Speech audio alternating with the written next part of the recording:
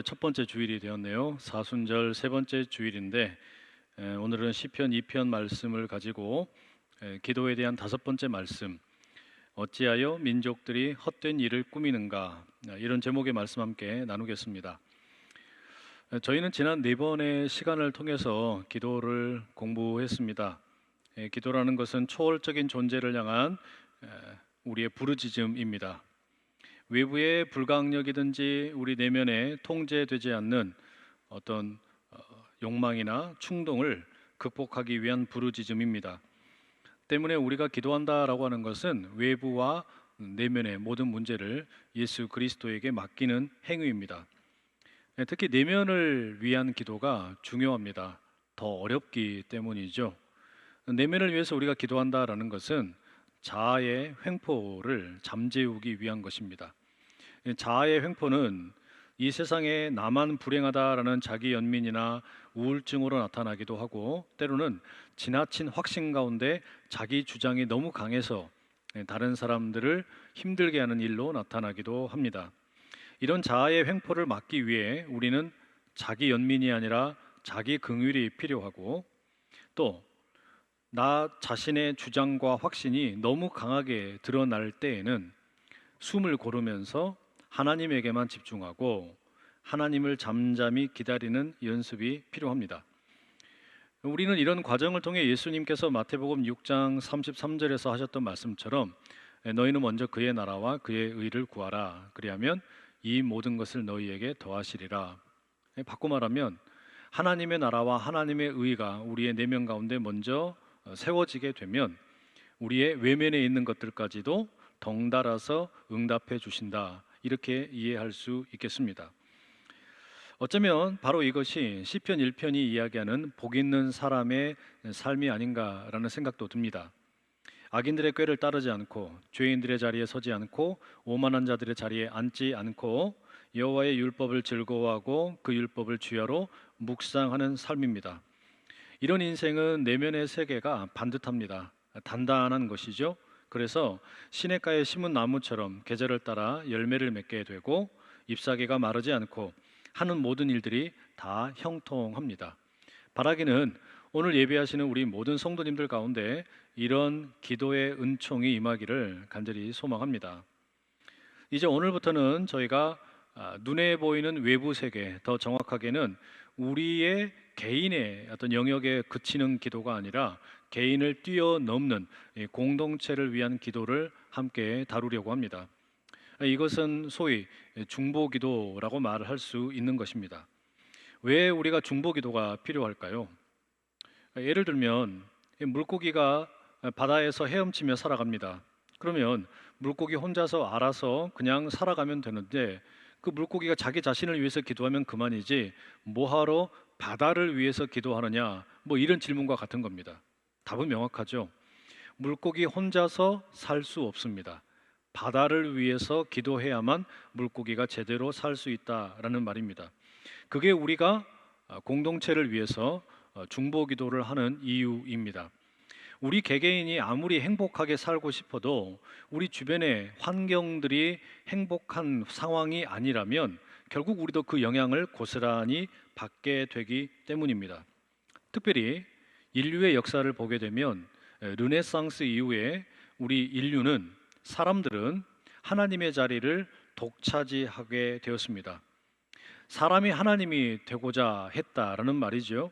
그래서 사람은 완벽하다라는 그런 착각 가운데 이 지구상의 모든 생명체는 인간이 마음대로 할 수 있다 생각을 하고, 이제 우리의 기술이 발달해서 우주를 정복하고 화성에 사람들을 실어 나를 수 있고 심지어 생명을 좌지우지할 수 있는 능력이 인간에게 있는 것 같은 그런 착각을 합니다.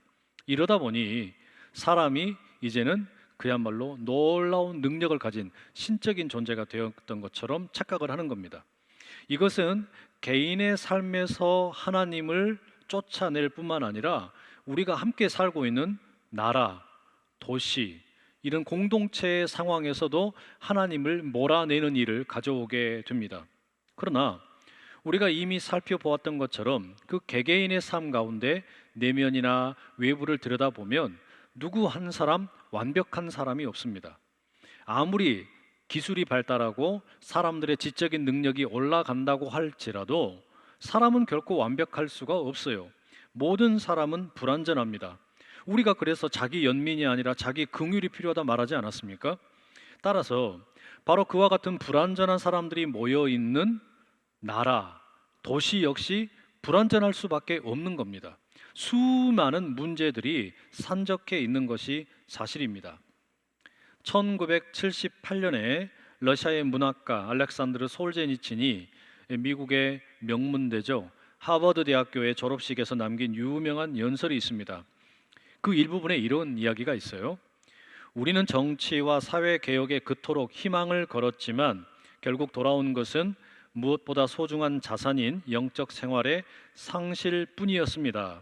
동양은 지배계급의 부정거래와 음모에 의해서, 서양에서는 과도한 상업성으로 인해 우리의 영적인 생활은 완전히 짓밟혔습니다. 이 솔제니치는 약 40여 년 전에 영적인 부흥의 필요성을 부르짖었습니다.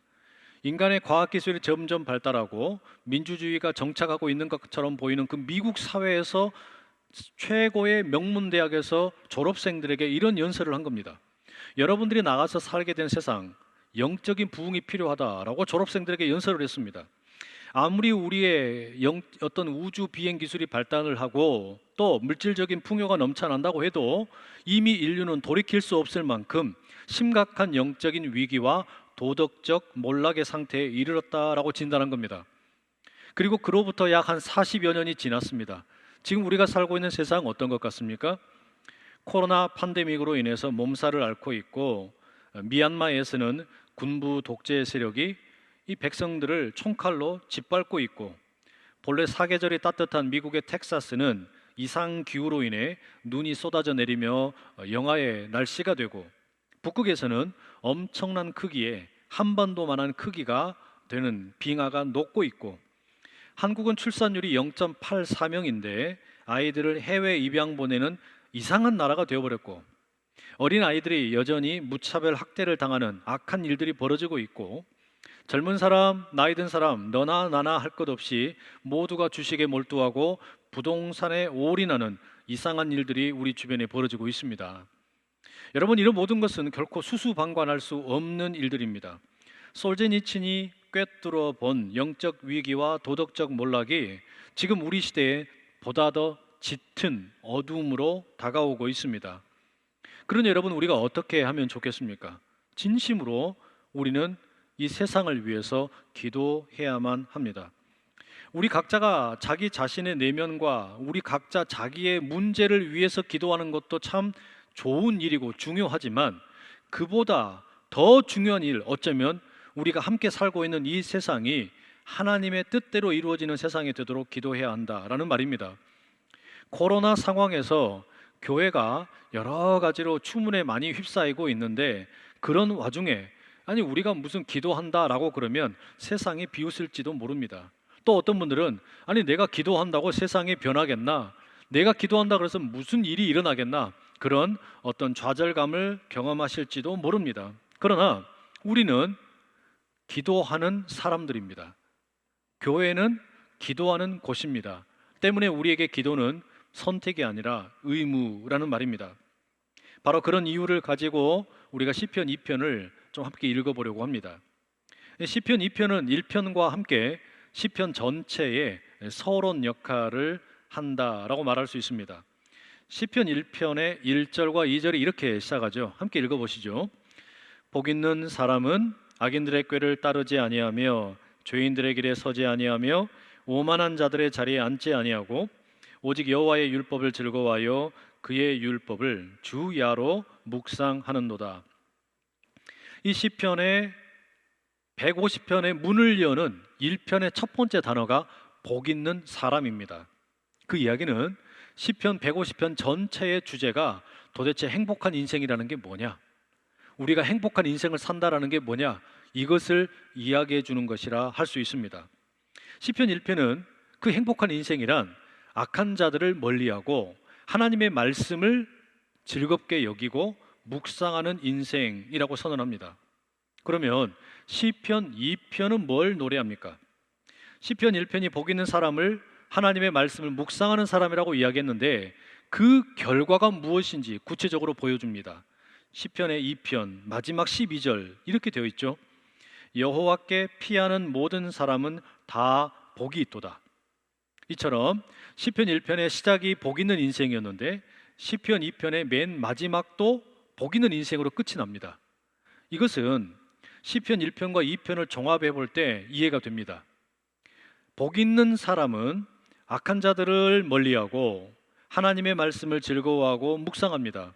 이런 사람들의 구체적인 모습이 뭐냐? 하나님께 피하는 겁니다. 하나님께 피한다라는 것은 하나님의 통치를 믿는다라는 겁니다. 하나님께서 나 개인뿐만 아니라 온 세상을 다스리심을 믿는 겁니다. 그렇기 때문에 악한 자들의 생각을 멀리하고 하나님을 가까이 하는 것이겠죠. 다시 말하면 복 있는 사람은 하나님의 말씀을 묵상하고 하나님의 뜻을 따라 움직이는 삶을 사는데 하나님의 통치를 믿는 결과로 그렇게 한다라는 말입니다. 자, 여러분, 이런 이해를 가지고 시편 이제 2편의 1절 제가 읽어드릴게요. 어찌하여 이방 나라들이 분노하며 민족들이 헛된 일을 꾸미는가? 여기 보면 이방 나라들, 민족들, 그리고 2절에 보시면 세상의 군왕들, 관원들, 이런 사람들이 언급이 됩니다.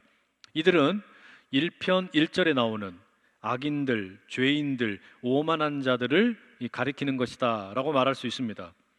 그런데 본문 1절은 이런 악한 자들이 세상의 권력자들이든 왕이든 이런 사람들이 하는 일을 두 가지라고 말합니다. 하나는 분노하는 일이고 또 하나는 헛된 일을 꾸미는 것이다 라고 말합니다.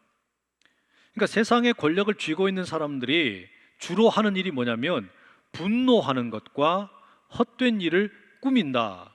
그런데 여기 여러분, 꾸민다는 이 말이 참 흥미롭습니다. 이 꾸민다라는 말은 우리가 너무나 잘 아는 묵상한다라는 말과 히브리어 단어가 똑같습니다.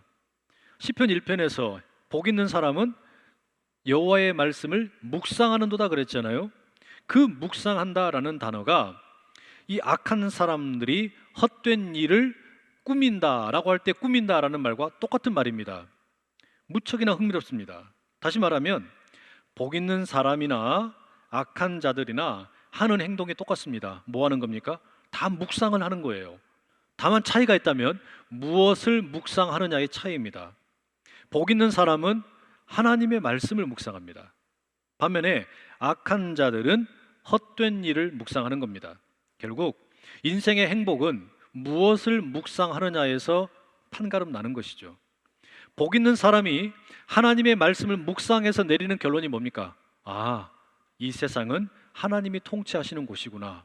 이 결론을 내립니다. 반면에 악한 사람들이 헛된 일을 묵상해서 내리는 결론은 뭡니까? 그 반대입니다. 하나님이 다스리시는 거 아니야. 우리 눈에 보이는 세상 봐라. 임금들이 다스린다. 돈이 지배한다. 이런 결론을 내리게 된다라는 말입니다. 여러분, 여러분의 인생은 무엇을 묵상하기 원하십니까? 하나님의 말씀을 묵상함으로 하나님의 통치 가운데 거하는 진정 복된 인생 되실 수 있기를 간절히 소망합니다.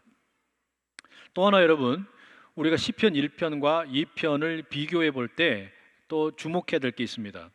이 시편 1편이 복 있는 사람, 이 개인의 차원에서의 행복한 인생을 노래한다면 시편 2편은 이 공동체적인 차원에서 행복한 인생에 대한 이야기를 들려줍니다. 이게 참 시사하는 바가 많습니다. 복 있는 삶이라고 하는 것은 개인과 공동체가 분리될 수 없다는 이야기예요. 다시 말하면 내가 개인의 삶만 행복하면 이 세상은 행복하지 않든지 아무리 죄가 많든지 관심이 없다, 그래도 아무 상관없다, 이렇게 살 수 없다는 이야기입니다. 우리 개개인이 내면과 외면을 하나님에게 맡겨드리고 하나님의 통치를 경험하는 것이 반드시 필요한 것만큼이나 우리가 함께 모여 살고 있는 나라, 도시, 공동체, 일터, 이런 곳 역시 뭐가 필요하다는 겁니까? 하나님의 다스리심이 필요하다는 이야기예요. 바로 그게 시편 1편과 시편 2편이 나란히 붙어있는 이유입니다. 근데 안타깝게도 대다수의 성도분들은 시편 1편을 너무 좋아해요. 반면에 시편 2편에 대해서 별로 관심들이 많지 않습니다. 이건 당연합니다. 사람들은 자기 자신에게 직접 와닿는 것, 내 어떤 우울증의 문제, 내 어떤 감정의 문제, 이런 것들은 지금 당장 내 눈앞에 보이는 문제이기 때문에 관심이 많이 갑니다. 하지만 뭐 나라를 위해서 기도하자, 도시를 위해서 기도하자, 일터를 위해서 기도하자, 이렇게 이야기하면 그게 썩 깊게 다가오질 않는 거예요. 이런 이유 때문에 제가 이번 주부터는 중보기도에 대해서 이제 설교를 할 것이고, 그 첫 번째는 나라에 대한 중보기도에 대해서 이야기할 거다라고 제 아내한테 이야기를 했습니다. 그랬더니 그러면 재미없을 텐데, 제 아내가 그러는 거예요. 그거 분명히 재미없을 텐데. 맞습니다, 여러분. 사람들은 정말로 시편 1편에 나오는 내용처럼 개개인이 주님의 말씀을 즐거워하고 묵상함으로 누리는 그런 행복에 관심들이 많습니다. 하지만 시편 2편이 이야기하는 우리 나라, 우리가 함께 살고 있는 이 민족, 우리가 살고 있는 이 도시, 이런 것들을 위해서 기도하는 것에 대해서는 상당히 인색할 때가 많다는 말이에요. 그러나 여러분 꼭 기억하십시오. 우리가 중보 기도자가 되어야 합니다. 왜냐? 주님께서 우리에게 그렇게 살라고 명하셨기 때문입니다. 그래서 우리는 시편 2편을 통해서 인생은 홀로 경건하게 사는 것이 아니라 함께 더불어 함께 하나님의 통치를 경험하며 살아야 된다라는 것을 믿으실 수 있기를 간절히 축복합니다.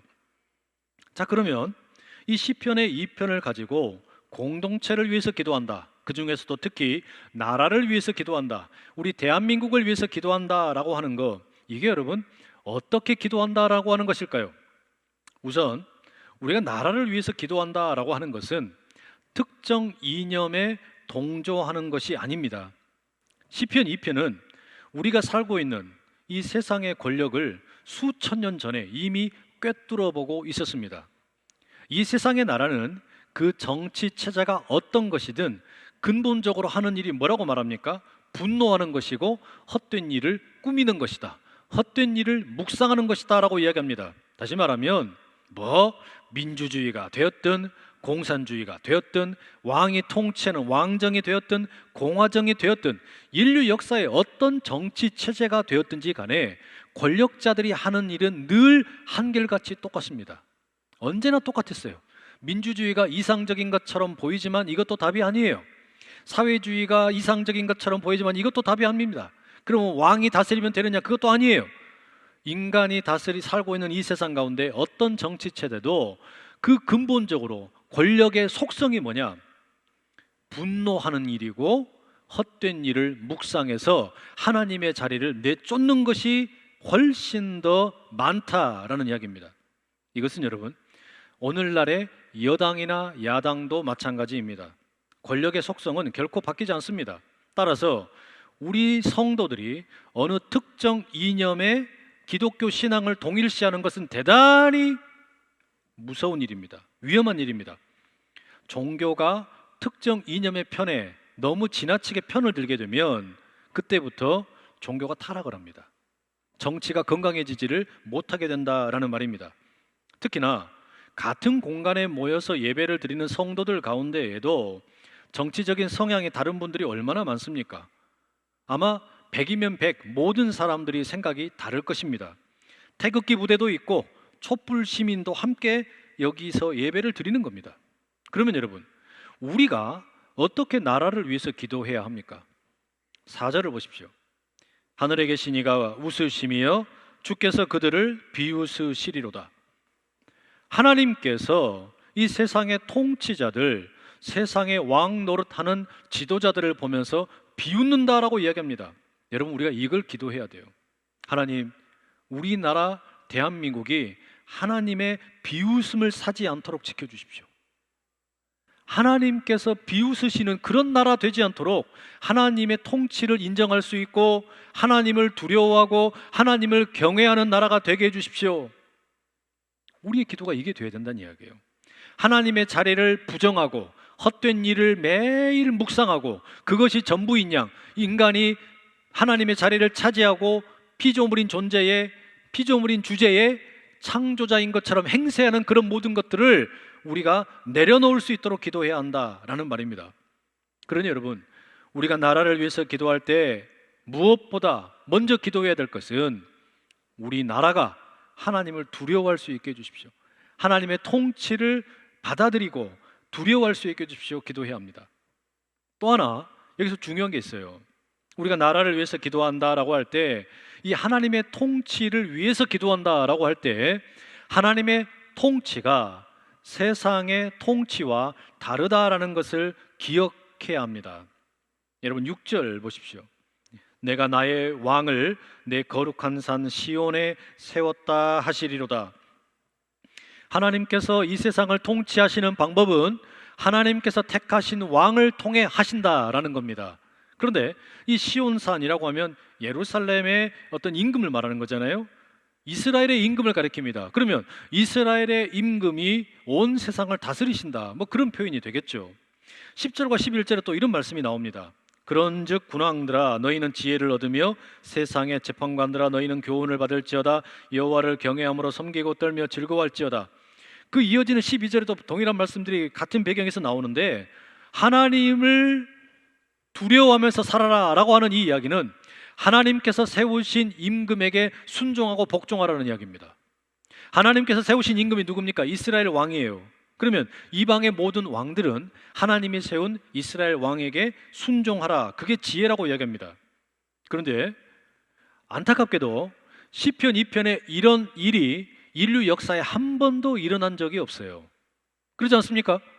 우리가 성경을 통해서 다윗이 이스라엘의 성군이다, 정말 훌륭한 임금이다, 그렇게 많이 알고 있지만, 다윗이 분명 이스라엘의 최전성기를 누렸던 것은 사실이지만 그 영토의 크기나 영향력이라고 하는 것을 그 비슷한 시기에 이집트나 바벨론이나 또는 메소포타미아나 아시리아나 이런 제국들과 비교해 보면 너무나 초라해요.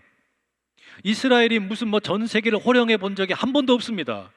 이스라엘의 임금이 온 세상 가운데 영향력을 끼쳐본 적이 한 번도 없어요. 다시 말하면 시편 2편의 선언과 실제 역사는 너무나 달랐습니다. 이스라엘의 임금이 온 세상을 다스릴 것이니까 너희 이방의 모든 나라들은 그에게 엎드려라, 입맞춤해라, 복종해라, 이렇게 이야기하는데 그런 적이 한 번도 없다는 이야기예요. 여러분, 이게 웃기지 않습니까? 이걸 우리가 어떻게 이해하면 좋겠습니까? 이 시편은 하나님의 통치 방식이 세상의 통치 방식과 다르기 때문에 이렇게 노래하고 있는 것처럼 보입니다. 무슨 말이냐? 하나님께서 이스라엘의 왕정 국가 시절에는 이스라엘의 왕들을 임명을 했지만 궁극적으로 시편 2편이 이야기하는 그 왕은 예수 그리스도를 가리킵니다. 하나님께서 예수 그리스도를 이 온 세상의 왕으로 세우셨으니 모든 사람들은 예수님에게 순종하고 엎드려라, 그 이야기가 되는 것이죠. 그렇다면 여러분, 하나님의 통치의 방식은 예수님을 통해서 구현되었다라고 말할 수 있습니다. 예수님께서 이 땅에 오셨을 때 외쳤던 그 첫 마디가 뭡니까? 회개하라, 하나님의 나라가 가까이 왔다. 하나님의 통치가 가까이 왔다. 그게 예수님의 첫 번째 말씀이었어요. 그러니 하나님의 통치가 무엇인지를 알려면 예수님을 봐야 알 수 있습니다. 그런데 예수님이 어떻게 이 세상을 다스렸나, 우리가 가만히 보게 되면 세상의 임금들과 너무나 다릅니다. 한마디로 말하면 예수님의 통치 방식은 고난당하는 메시아였습니다. 고난당하는 메시아. 여러분, 세상의 군왕들이 꿈꾸는 것은 언제나 군림하는 것이고 힘과 권력으로 억누르는 거 아니었습니까? 그게 미얀마의 군부 쿠데타만 그런 것이 아니라 근본적으로 모든 인간들의 정치 체제 가운데 스며들어 있는 속성입니다. 아니, 그런데 예수님의 통치 방식이 세상과 너무나 다른 거예요. 세상에 도무지 이해할 수 없는 방식입니다. 그걸 우리가 잘 알 수 있는 게 뭐냐면 바로 이 시편 2편이 신약 성경에 예수님과 관련해서 어떻게 인용되었는가, 이걸 보면 알 수 있어요. 예수님께서 요단강에서 세례 요한에게 세례를 받으시고 그 물에서 올라오실 때 하늘로부터 음성이 들립니다. 그 음성이 시편 2편 7절의 말씀을 인용한 겁니다. 너는 내 아들이라. 세례를 받고 올라오는 예수님을 향하여 하나님께서 말씀하십니다. 너는 내 아들이라. 일종의 대관식입니다. 비둘기가 내려오고 성령이 임합니다. 예수님이 이 땅에 왕으로 대관식을 거행하는 거예요. 그리고 예수님께서 변화산에서 그 모습이 변모되실 때, 빛나는 모습으로 바뀔 때, 그때 역시 동일한 말씀이 하늘로부터 들려오죠. 너는 내 아들이라. 이렇게 여러분, 예수님께서는 분명 하나님의 아들로 이 온 세상의 왕으로 이 땅에 오셨어요. 그런데 예수님이 가시는 그 길은 어떤 길이었습니까? 마가복음 9장 7절에 보면 변화산에서 예수님이 하나님의 음성을 들을 때 너는 내 아들이라, 이 음성과 함께 제자들을 향하여 이런 음성이 덧붙여집니다. 너희는 그의 말을 들으라. 제자들에게 왕으로 이 땅에 오신 예수님의 말을 들으라, 예수님의 말씀을 들으라, 하나님이 말씀하신 거예요. 자, 그러면 예수님이 거기에서 무슨 이야기를 하십니까? 주님이 고통을 당하셔야만 하고 고난을 당하셔야만 하고 십자가에서 죽으셔야 한다라는 말씀을 하셨어요. 아니, 왕이 고통을 당한다니, 그것도 하나님의 아들이 이 땅에 왕으로 오셨는데 고통을 당하고 죽는다니, 여러분 이게 말이 됩니까? 우리가 생각하는 상식적인 통치의 방식과는 너무나 다른 거예요. 때문에 사도 바울이 고린도전서 1장 23절에서 말하지 않습니까? 십자가에서 고통당한 메시아 예수 그리스도가 유대인들에게는 거리끼는 것이고 그리고 이방인들에게는 어리석은 것이다, 이렇게 선언하고 있습니다. 맞습니다, 여러분. 하나님의 통치는 세상이 보기에 너무나 어리석은 거예요. 그러니 시편 2편에서 하나님이 세운 왕이 온 세상을 다스릴 것이니 모든 이방의 임금들은 엎드려라 선언을 하지만 아무도 순종을 안 하는 거예요. 웃기고 있네 이러는 겁니다. 사람들이 다 하나님을 배신하고 하나님의 자리를 독차지해버리고 예수님을 밀어내고 자신들이 왕 노릇하면서 군림하고 지배하고 헛된 일을 묵상하면서 살아가는 겁니다. 그러나 세상이 보기에는 미련한 통치의 방식일지 몰라도 우리는 그걸 믿는 거예요. 우리는 예수 그리스도를 믿고 예수님이 선포하신 하나님의 나라를 믿습니다. 하나님의 통치를 믿는다는 이야기예요. 그러니 우리가 나라를 위해서 기도한다라고 하는 것은 어떤 특정 정치 이념을 가지고 태극기 흔들고 기도하는 게 아니고 촛불 들고 기도하는 게 아니고, 우리가 기도하는 것은 뭐냐? 하나님의 통치가 대한민국에 임하게 해달라고 기도하는 거예요. 하나님의 통치가 이 나라 가운데 임하는 게 뭐냐? 세상의 방식으로, 억압하는 방식으로, 군림하는 방식으로, 총과 칼로 사람들을 제압하는 방식이 아니라 예수님이 그리하셨던 것처럼 사랑함으로, 낮아짐으로, 섬김으로 그런 정치가 이루어질 수 있도록 기도해야 한다라는 말입니다. 그러나 우리가 대한민국, 우리 조국을 위해서 기도한다라고 하는 것은 단지 소수의 정치 리더들을 위해서 기도하는 것으로 그치는 게 아닙니다. 우리에겐 더 큰 사명이 있어요. 우리가 나라를 위해서 기도한다라는 것은 그런 나라를 세워가기 위해서 교회가 대안사회가 되고 대조사회가 되겠다라는 선언이기도 합니다. 게르하트 하르트 로핑크가 이런 이야기를 했어요. 그리스도인이 사회에 이바지할 수 있는 더없이 큰 봉사는 아주 간단하다. 즉, 교회가 참으로 교회가 되는 것이다. 세상 가운데 우리가 어마어마하게 많은 일들을 할 수 있을 것 같지만 가장 근본적이고 중요한 일이 뭐냐? 교회가 되는 거라는 겁니다. 근데 교회가 교회 되는 게 뭐냐? 저는 그게 기도라고 믿습니다. 교회는 기도하는 곳이에요. 너무나 소극적인 것처럼 보이고 아무것도 아닌 것처럼 보이지만 우리는 이 나라를 위해서, 대한민국을 위해서 기도하는 일이 가장 중요하고도 소중한 일이라는 것을 믿는 겁니다. 우리가 그 일을 급진적으로 기도할 때, 우리가 정말로 대한민국에 하나님의 통치가 임하는 나라가 되게 해달라고, 특정한 정치 이념에 의해서 지배당하는 나라가 아니라 이 대한민국이 하나님의 통치의 방식대로, 세상의 방식이 아니라 하나님의 방식대로 지배당하는 그런 나라 되게 해달라고 정말로 믿고 기도하면 우리는 그렇게 될 거라고 믿고 기도하는 거예요. 설령 우리가 살고 있는 이 시대에는 그게 이루어지지 않을지라도 예수 그리스도께서 다시 오실 때에는 이 땅에 하나님 나라가 온전하게 임할 것을 믿고 기도하는 겁니다. 우리는 그때까지 이 기도를 쉬지 않고 계속해서 나라를 위해서, 민족을 위해서 기도하는 겁니다. 남한과 북한이 통일되는 것 너무나 중요한 일입니다. 그러나 더 중요한 건 뭐냐? 통일된 한국이 하나님의 기뻐하심을 입는 나라가 되는 거예요. 이 남한이 어떤 일들을 감당하고 경제가 성장을 하고 우리가 모든 누릴 것들을 많이 누리는 것도 중요하지만 더 중요한 게 뭐냐? 진정으로 하나님의 통치가 임하는 나라가 되는 게 더 중요한 거예요. 그게 우리의 기도 제목이라는 이야기입니다. 바로 그런 점에서 지금 우리는 이 코로나 시대에 도시의 영성을 새롭게 하는 교회가 되겠다고 부르짖는데 그 가장 중요한 원동력과 힘이 어디서 나오는 거냐?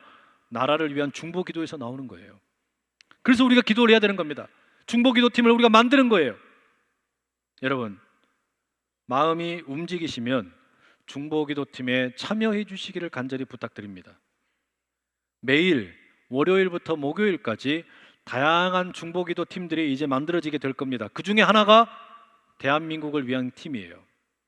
나라를 위한 중보기도 팀이 만들어지는 겁니다. 그리고 월요일, 화요일, 수요일, 목요일 그 중보기도 팀들이 각자 매일같이 기도하고 그리고 금요일 날은 이 모든 중보기도 팀들이 함께 모여서 중보기도 합주회를 하는 겁니다.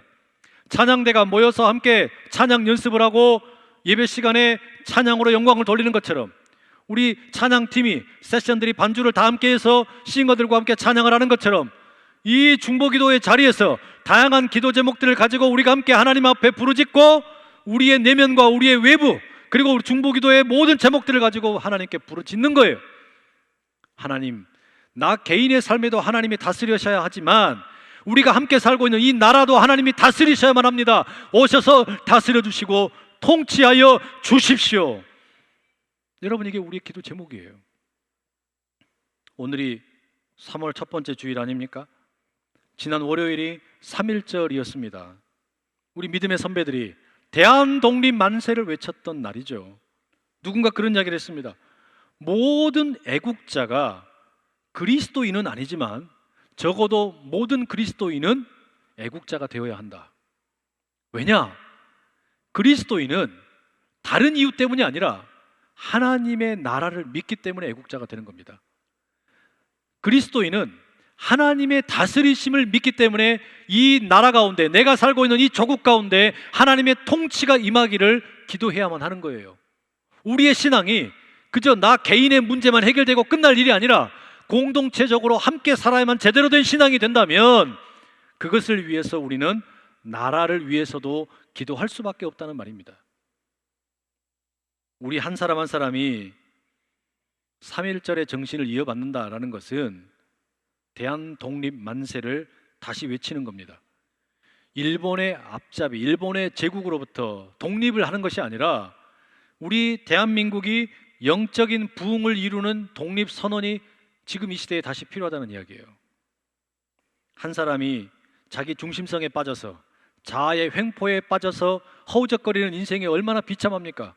우울증에 빠지기도 하고 타인들을 학대하면서 자기의 확신과 주장 가운데 살아가는 모습도 얼마나 비참합니까? 그러나 그런 사람들이 함께 모여 살아가는 나라가 그런 이기심에 빠져 있다면 그건 정말 너무나 비참한 일입니다.